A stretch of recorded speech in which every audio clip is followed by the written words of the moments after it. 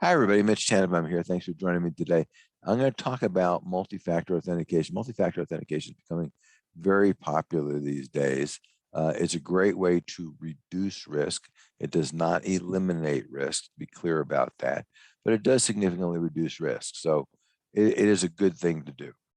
The problem is the bad guys are adapting. They're trying to figure out how to get around multi-factor authentication because it used to be that if they could just steal your password, that's all they needed to compromise your account. Now they have to figure out how to get around multi-factor authentication. So for multi-factor authentication, there are three different methods or factors that are possible. One is something you know, like a password or a answer to a secret question. Be clear that a website that asks you for a password and an answer to a secret question is not doing multi-factor authentication. They're just doing two forms of single factor authentication, and that is not MFA or multi-factor authentication. The second type of multi-factor authentication is something you have. That would be your phone, that would be a security key, something physical that you have. And the third factor is something you are, and that's like your biometrics, your eyeballs, or your fingerprint or something like that. So let's assume that you have implemented multi-factor authentication. How do the bad guys try to get around it? Well, one way they try to get around it is by annoying you to. So they will wait till 2 o'clock in the morning, and from 1,000 different IP addresses on 1,000 different computers, probably in a bunch of different countries, they will attempt to log on to the website. And then they will select the option, assuming that's available, of please make a phone call to Joe's phone. And now Joe's phone lights up at 2 o'clock in the morning. And Joe is really, really annoyed.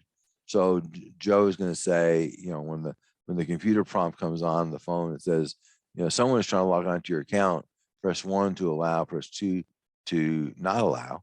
You're going to press 1 because you just want the damn phone calls to go away. The second thing that these guys do is they select the option for a push notification. A push notification, the system will send you a message that will pop up in your phone, and that message will say someone's trying to log onto your phone. Do you want to allow that log on to proceed or not? And if you say no, because there's 1,000 of these come in, you're going to get the next one, the next one, the next one, until you finally say yes because you want it to go away. And the bad guys are counting on it. They know that one of those logins will be successful.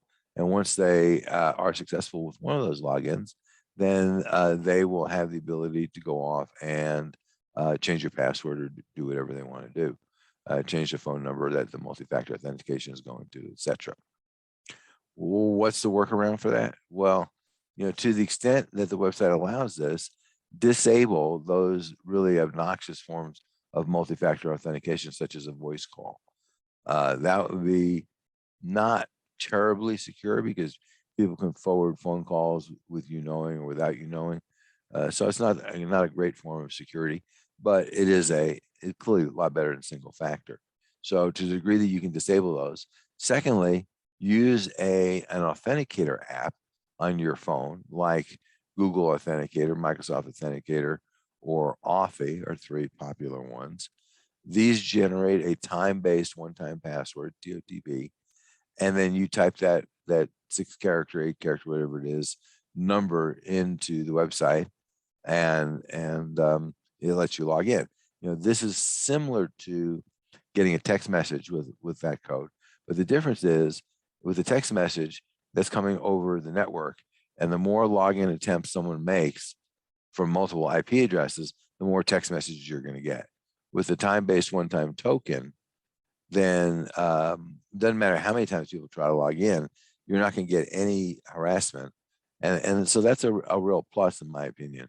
I would really recommend looking at using time-based one-time passwords as the preferred method and disabling other methods if you can. So that's really all I have on that. It's apparently an attack that's in the wild. So people are really doing this.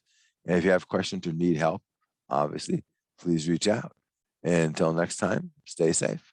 Turnkey Cybersecurity and Privacy Solutions offers the complete cybersecurity program for small to medium-sized